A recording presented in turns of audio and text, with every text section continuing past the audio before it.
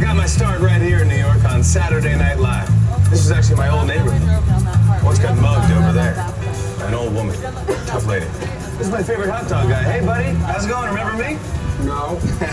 Just like old times. Gotta love New York City. Hey, I'm walking here. I'm walking here. Oh, you think the cars are fake in Hollywood? I was just, Trust no one. walking there.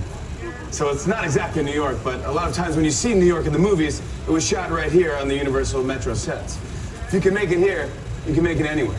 Even if you make it here on the Universal lot. So Captain America, the first Avenger, Transformers, and back in the 80s, this was Chicago for the Blues Brothers.